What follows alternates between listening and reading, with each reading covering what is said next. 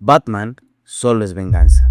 Esta frase podría resumir la forma de actuar y pensar de Batman durante gran parte de la película de Matt Reeves. Y aunque parezca simplista resumir todo un personaje en una sola frase, es lo que sucede en este caso. Pero, ¿podríamos culparlo? Todo lo que sabemos de la historia de Bruce Wayne, un hombre millonario cuyos padres murieron en un callejón después de salir de un teatro, siendo el único superviviente de su familia, y desde ese momento, ese niño juró ser la venganza contra toda la delincuencia de la ciudad. Pero, ¿realmente logró un cambio? ¿La ira y la sed de venganza por la muerte de sus padres podrán guiar su camino correctamente? ¿Qué es realmente Batman? Bueno, esto es Red Verdict, y hoy veremos cómo la venganza cegó el camino de Batman. ¡Empezamos! Por cierto, no olvides darle like y suscribirte si Batman es tu superhéroe favorito.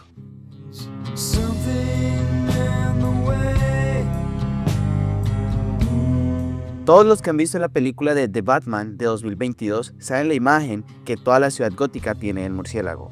Se puede apreciar desde el monólogo interno que hace Bruce al iniciar la película.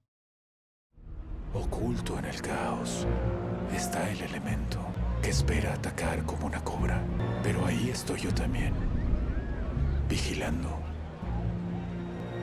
2 años de noche me han convertido en un animal nocturno. Es una ciudad grande. No puedo estar en todas partes. Pero ellos no saben dónde estoy. Ahora hay una señal para cuando me necesitan. Pero cuando esa luz ilumina el cielo, no es solo un llamado, es una advertencia. Para ellos, el miedo es una herramienta. Creen que me oculto en las sombras, pero yo soy la sombra. Batman es la sombra de esa ciudad, no porque obligatoriamente quiera, sino porque debe serlo. Él mismo lo dice, hay demasiado crimen para que una sola persona pueda con todo al mismo tiempo. Solo le queda volverse un símbolo, casi como un ente, un mito del que no se sepa dónde está, pues puede emerger de cualquier lado de la oscuridad cuando la noche cae en Ciudad Gótica. El miedo es la mejor arma que Batman tiene contra cualquier persona, y aquí es en donde empieza el problema. Estuvo por 2 años luchando sin descanso contra el crimen hasta que llegamos a los hechos de la película. Ya tiene un nombre, ya tiene una imagen y ya es el símbolo que quería crear en los criminales de la ciudad, tal y como podemos ver en los primeros 10 minutos de la cinta. La entrada de Batman es brutal. Podemos ver todo el proceso de Bruce, cómo merodea por la ciudad primero, analizando y viendo qué está sucediendo. Luego, cómo empieza a cambiarse su transformación en esa bestia nocturna, con una luz roja bañando toda la habitación.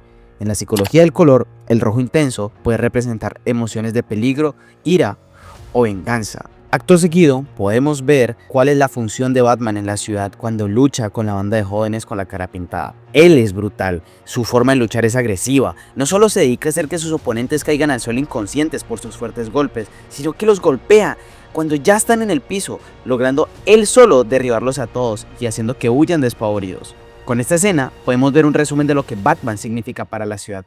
Ya no es solo un mito, es un símbolo, una leyenda hecha realidad, que todos saben que está activa en cualquier momento de la noche, en la oscuridad de cualquier esquina de Ciudad Gótica. Es un animal nocturno en busca de sangre, es la venganza de una ciudad azotada por la delincuencia desmedida y encarnada en un solo hombre. Además, en el inicio de la película podemos ver las habilidades detectivescas de Batman, pues al momento de analizar la escena del crimen de la primera víctima del acertijo, se puede ver que, aunque había un médico forense presente, fue el único en darse cuenta que la víctima tenía equimosis en una zona donde le habían cortado un dedo, además de ver una marca que dejó el arma homicida en el suelo, y también de comenzar a descifrar el enigma de la carta que le había dejado el acertijo, siendo quien durante toda la película logra resolver los misterios de la trama. Esto nos da un contexto general de la personalidad y las habilidades de Batman, tanto en combate como en lo que a inteligencia se refiere.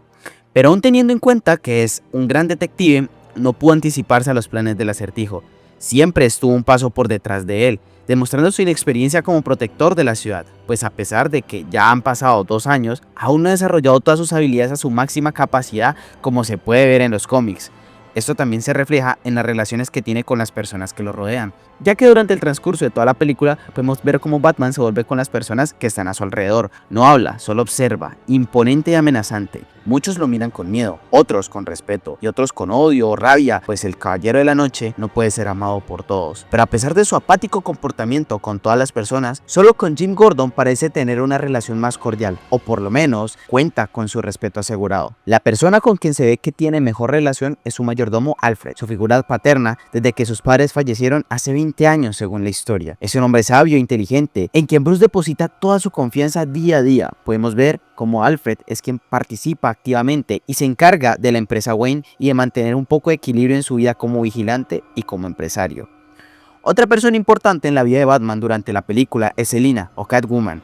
Se puede ver cómo él mantiene su distancia con ella al inicio, pero durante toda la película existe una tensión romántica que va increciendo hasta el clímax de la historia. Algo que se menciona varias veces en los cómics y que en varias situaciones resulta muy importante en la vida de Batman.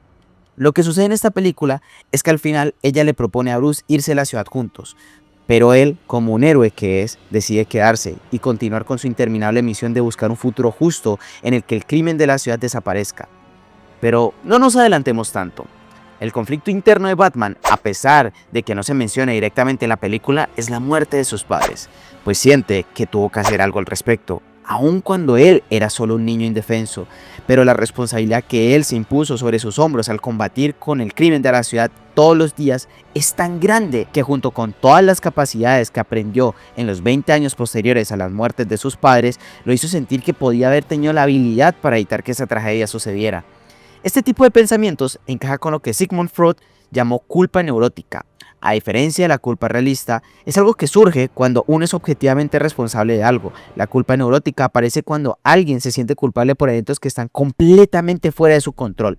Batman, siendo solo un niño en el momento de la tragedia, no tenía ninguna posibilidad de evitarla. Sin embargo, al crecer y convertirse en un hombre altamente capacitado física, mental y tecnológicamente, reinterpreta ese evento con los ojos de quien ahora sí podría haber hecho algo. Su mente distorsiona el pasado como una forma de castigo interno. Si ahora puede evitar crímenes, entonces debió haber podido salvar la vida de sus padres. Esta forma de pensar lo condena a una vida de reparación constante, motivada no por una justicia pura, sino por una culpa que nunca se disipa. A esto se le puede sumar el llamado complejo de Salvador que el murciélago padece, pues Batman construye su identidad a partir de su capacidad para evitar que otras personas sufran lo que él sufrió. Su cruzada contra el crimen no es solo una misión de justicia, sino una manera de reafirmar que ahora sí tiene el control desde un punto de vista existencial, como lo plantea Viktor Frankl.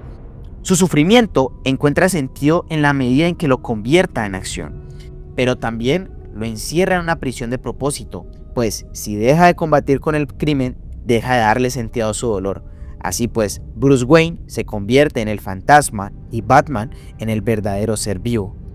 Lo interesante es cómo todos estos problemas se han desarrollado durante la película, pues durante su persecución al Acertijo le manda una bomba a su casa, siendo Alfred quien resultó herido, lo que desencadena que Batman se enfoque aún más en su misión, yendo a hablar con Carmine Falcone, un importante personaje durante toda la película, siendo casi el principal eje para que todos los hechos que sucedieron se desenvuelvan, quien le cuenta la verdad de sus padres, pues hasta este momento de la historia, Bruce pensaba que ellos eran unas buenas personas en toda la regla, pero tanto el Acertijo como Falcone poco a poco le mostraron que esto no era del todo verdad, pues su padre había encubierto que su madre estuvo en Arkham a causa de un trauma muy fuerte que tuvo en su infancia.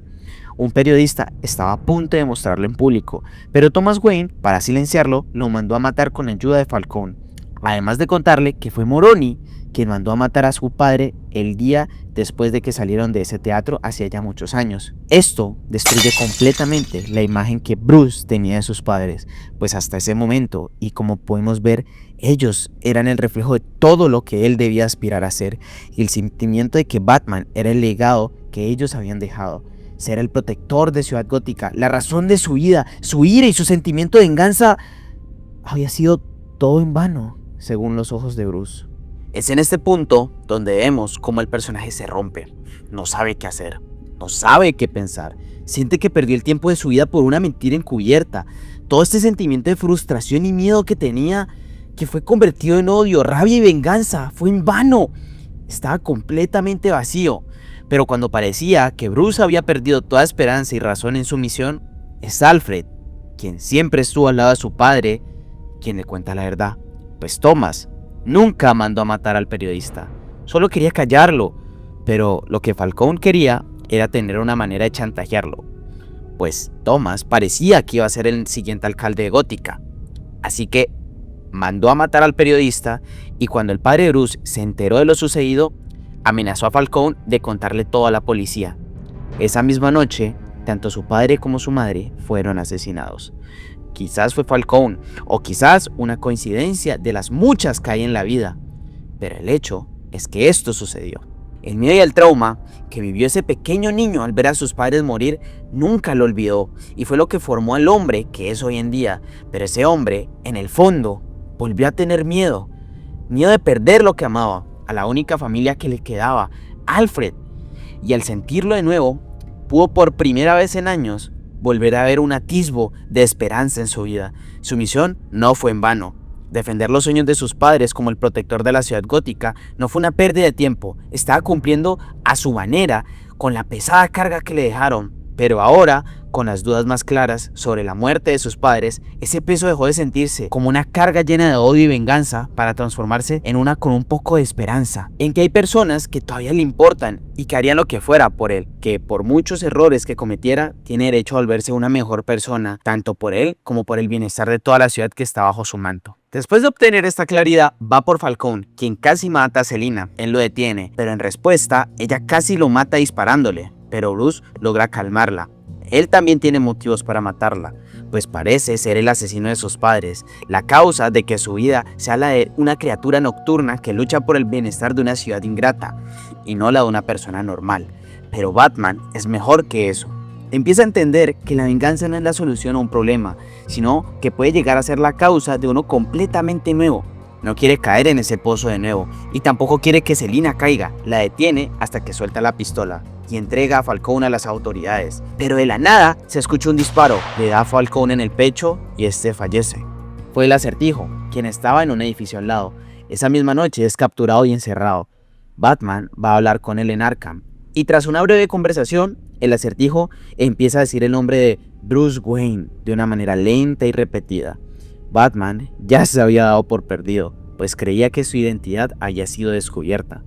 Pero en realidad, el Acertijo se refería a que Bruce Wayne era el único que se le había escapado de morir. Ahí es cuando Batman retoma su postura dominante y empieza a confrontarlo. Pero hay algo importante, ver el otro lado de la moneda. El Acertijo no era otra cosa más que un huérfano, un niño que fue abandonado por la sociedad después de que la promesa de Thomas Wayne de donar $1.000 millones a la caridad de los niños huérfanos fuera rota, o más bien robada. Pues lo que el Acertijo no sabía era que ese dinero fue repartido entre todas las ratas de Ciudad Gótica tras la muerte de Thomas, hasta que ya no quedó nada de dinero para donar. Él no es más que un reflejo del murciélago, tanto así que, según el propio, Batman era su ídolo, era un ejemplo a seguir.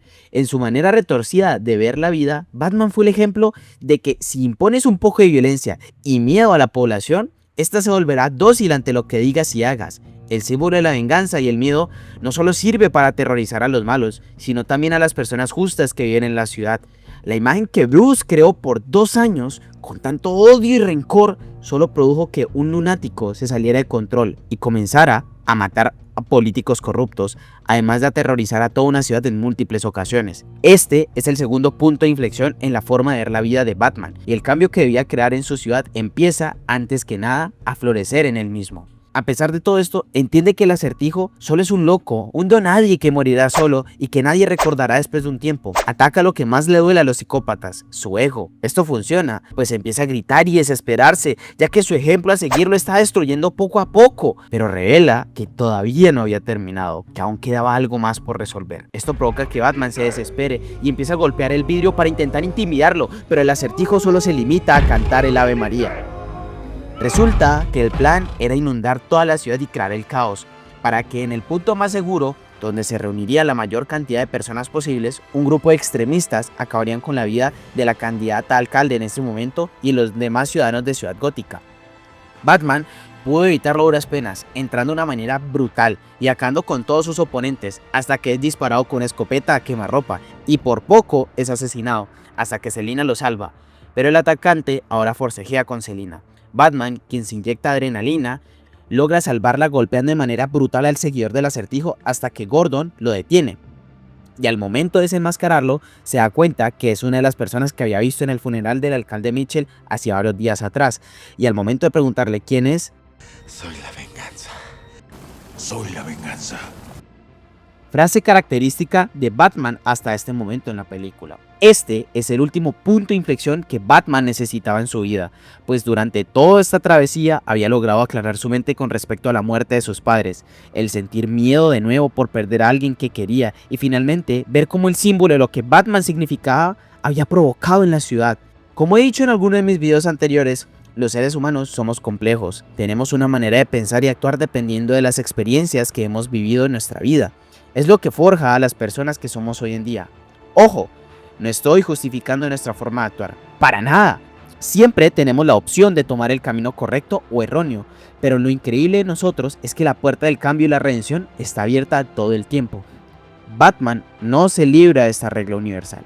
Él se convirtió en la venganza, en un hombre consumido por la rabia de no saber por qué sus padres tuvieron que morir, por qué la ciudad no cambiaba, por qué su vida tenía que ser así. Pero cuando sus dudas se empezaron a disipar y entendió que su forma de actuar había provocado que tantas tragedias sucedieran, decidió cambiar. Dejó el manto de la venganza a un lado para hacer la luz, el cambio y la esperanza que esta ciudad en ruinas necesita.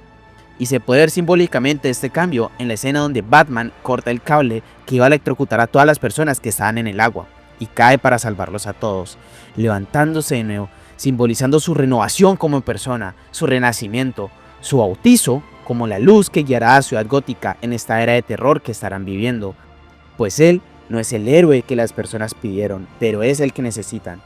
Batman representa la esperanza del hombre que, aunque no tenga superpoderes o habilidades únicas, siempre es capaz de superar su límite con tal de proteger a las personas que lo necesitan, porque él es quien inspira a esas personas comunes a creer que sí existe una salvación en una ciudad tan podrida, y al mismo tiempo genera el miedo y abruma a los criminales, porque Batman es un ángel para el justo y el bueno, pero el demonio para cada persona con maldad de Ciudad Gótica. Por eso es que hay un símbolo en el cielo cada noche o cada vez que lo necesitan, porque da tranquilidad a las personas y también le da terror a los criminales, porque él no es un héroe, es un guardián silencioso, un vigilante protector, un caballero de la noche.